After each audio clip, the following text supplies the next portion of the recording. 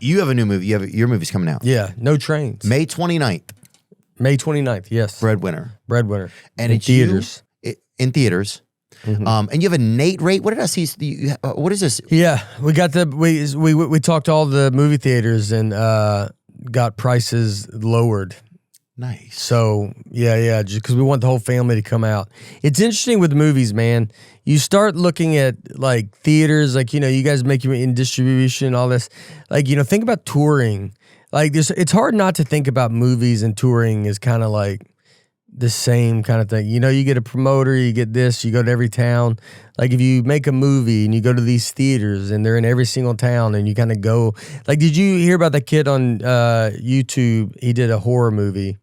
And he's got a bunch of subscribers on YouTube, and he's a big horror fan, I think. And they made a movie. He made a movie, and I mean, it was it was going to go out to a few theaters. Then his fans just started calling their theaters, being like, "No, we want it to come," and it was like a huge success. And he made it for I want to say $3 million, and then let me see. Iron, is it? Yeah, it's like something iron. No, iron something. It was iron something. And then Iron Lung. Yeah, was that it? Yeah, grossed over $50 million. I think he made it for $3 million. Wow. But it was like that's a guy that just basically did it like a tour, like how we would tour and sell tickets. Markiplier. That was in the guy's name, Markiplier. And what does it say? Can you take me into the what happened with the movie? He just made it. He said he wanted to make it. The Iron Lung movie was independently self-financed and created by YouTuber Mark Fishbach, Markiplier, who wrote, directed, produced, edited, and starred in it, operating without a major studio. He shot the film over 35 days using a life-size 9,000-pound submarine set mounted on a hydraulic motion rig. Wow. After struggling to find traditional Hollywood distribution, he self-distributed the film. Massive fan campaigns convinced major theater chains to screen it. The indie film became a massive box office hit, grossing $50 million on a $4 million budget. Wow. So he had his fans all call. I bet once he said he wanted to go out, he was in a few theaters, and his fans kept calling their theaters and their towns, and they said they want to see it, and then he went out and said it. $4 million budget. That's amazing. That's incredible, dude. But that's where you see movies where you're like, that guy did it kind of like how you would tour on a comedy club.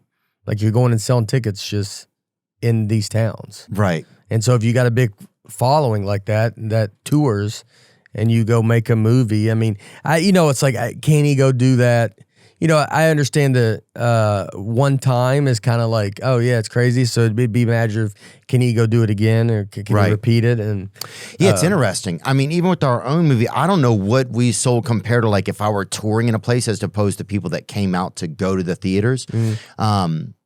I know it. Well, I don't think it was close, but I do know that I had a lot of friends who were like, dude, I haven't been to the movie theater in 8 years. Yeah. 10 years. Right? Yeah. I had a lot of people who went to the movie theaters by themselves, dude. We had one video of a dude, he sent it in. He went to the movie theater. Nobody else was in the theater, right?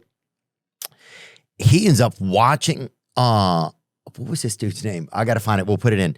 He ends up just taking his shirt off and sitting there and watching the movie by himself, relaxing. He was the only guy in there.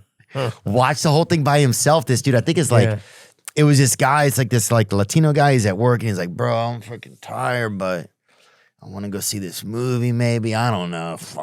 And then you see him walking. He's like, nobody's even here. And then like 10 minutes later, he's like, I guess I'll just enjoy myself. And I don't know what happened after that. I mean, we know he had the shirt off and watched it.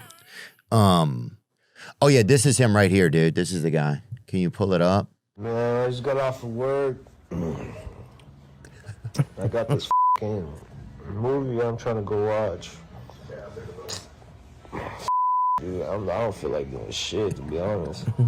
Look, I still made it in this but look, check it out. Ain't nobody in this bitch, bro. My out to myself, cuz. Comfort 365 windows with every tune you purchase. And Champion makes buying windows easy. He just took it. An in-home appointment that fits your schedule. And he had to set the phone up somewhere and do this. That's kind of a vibe, though, dude. That's him right there. Golden cheeseburger right there. Golden_cheeseburger. Shout out him being a hard worker, went to catch I've never even thought about wanting to take your shirt off. I think people either don't or do want to take their shirt off. Yeah. I don't want to take my shirt off, but I mean, if someone wants to, buddy, They want to. Oh, we know a guy. Yeah, we do. Yeah, we know a guy. Yeah, sometimes I wish we'd have tried to go in more theaters, but Going to taking your shirt off. But going what? Going to theater alone, man, that like it's pretty great. That's something you do a lot as a comic on the road. You can hit some, you go to some movie at noon. Yeah. And you're just by yourself in there. Oh yeah. Have you ever had someone come sit right next to you? I've been by myself or like maybe one other comic, and then two more people walk in. They sit in the seats in front of us. Oh, drives me nuts. And what do you do? I'll move. Yeah, because I'll sit there and just be angry during the whole movie. Yeah, because why would you do that? Oh, dude, why would you sit right? Just go sit. It's empty. Just go sit like somewhere else up. But here's the thing, though. If you sit too far away from that person, you think they feel kind of left out or something?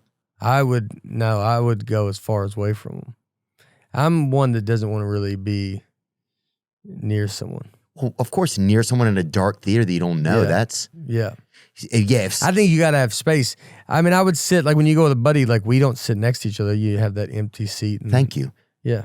When we went to Kevin James' movie, you and I sat next to each other and we kept a seat between us. We kept a seat between us. Like civilized people. Yeah. We were normal. Yeah. And we enjoyed the movie more. Oh, yeah. It was good, dude. Yeah. Like Beetlejuice. You ever been to you ever see that guy, Beetlejuice? Mm-hmm. From Stern? We called him up. We offered him money to come on this podcast one time. And he said no.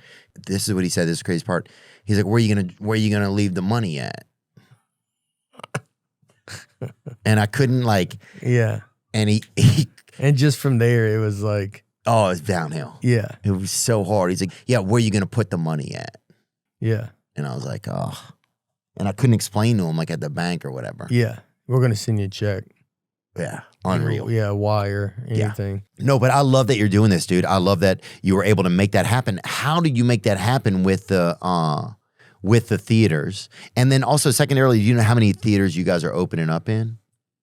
3,000. I think 3,000. Oh, wow. Really? Yeah, I think so. I'm not positive. I think it's like that. I think it's 3,000. But it's, it's, dude, it's like meeting, we've met like, AMC, the head of Regal, Cinemark, Cineplex. Like you just kind of go to them and like they're in the same business. I always say this, I'm in the ticket selling business. You're in the ticket selling business. We sell tickets. So it's you kind of take stuff out of like,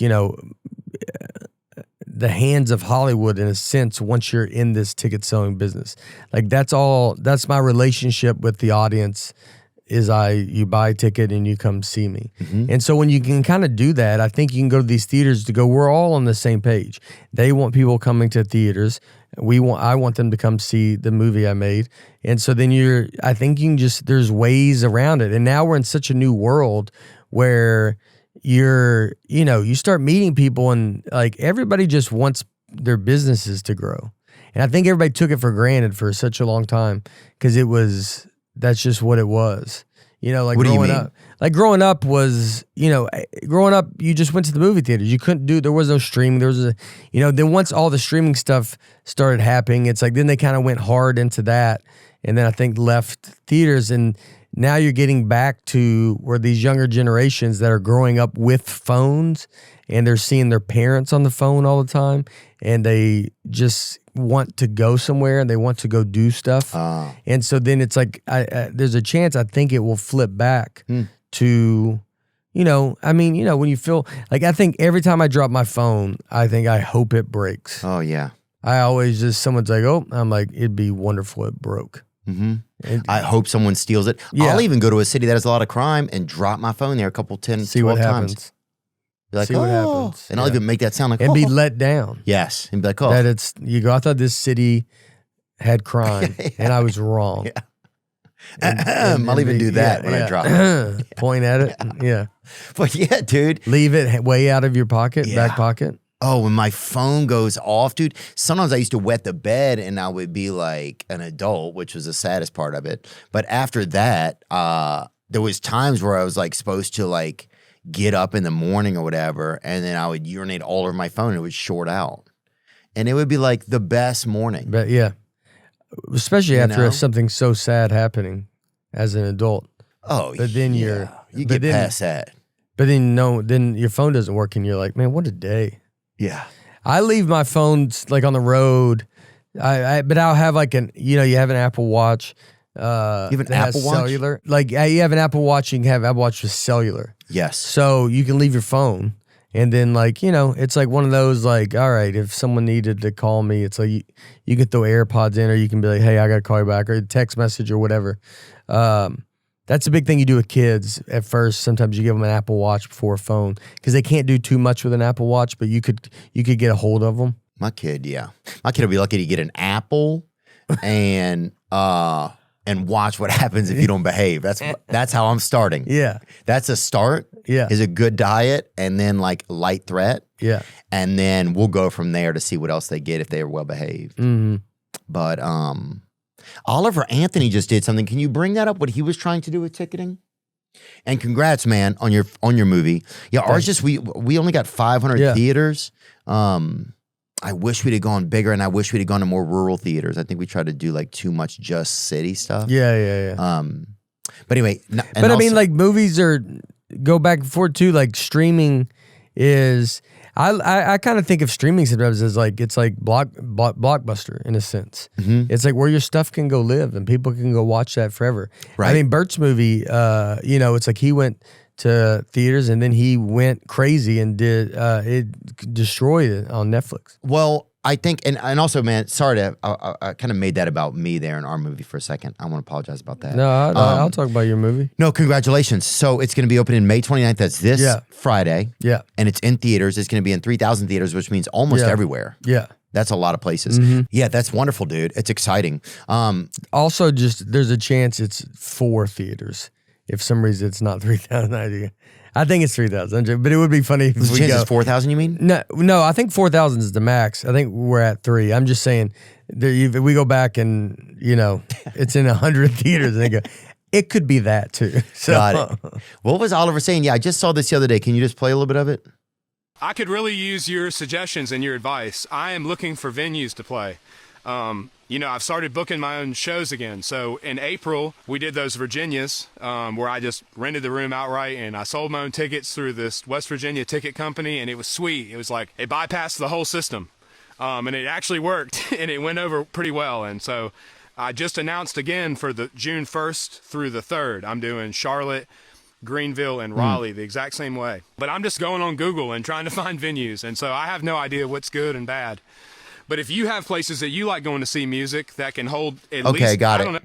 So he was trying, I guess, some ticketing. I guess ticketing maybe through the exact venues. I think because that's a big thing for people. And Oliver's always been like a pioneer of like trying to figure out, how do you take away from, some of these big groups like Ticketmaster and Live Nation, just that have these conglomerates, it's a lot. Yeah. I mean, those Ticketmaster fees are crazy. They're crazy. Here's the, they're crazy. Yeah, but they're insane. I agree. But here's the thing with like how much work that was for him to do 4 or 5 shows. Right. That's a lot of work. Mm-hmm. So it's like you got to get for him to, if you want to go do it this way, you're going to need to build a system. Right. And so you're going to have people that are going to be able to help you to go do that. You can go do that, but you have to build a system. Right. Or otherwise you're not going to be able to tour like the way you want to. If everybody wants to go see him, he's wonderful and all this, and it's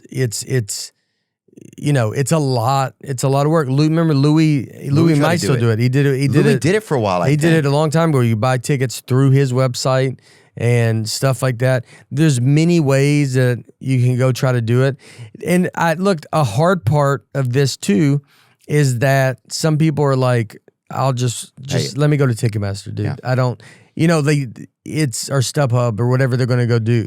And you're fighting that too. So it's not like we all want to. I always thought of it like this. You're right. I never thought about that part of it. Yeah. Some people sometimes are okay you're with like, it. Dude, I don't, what do you want? Like, if I really look at it all, even though it's like I believe in the thing that you're doing, it's just so much work and you got to get the word out. and Yeah. people have to find you and see you and all this. I don't know where he wants to be career wise, or like if does he want to be the most biggest star in the world? I don't feel like he does. I feel like he loves where he's at, and like I think he just loves having that relationship with the people, with the audience, with the people, which is amazing. And so it's like you should do that. But then there's a mix. The thing, it's.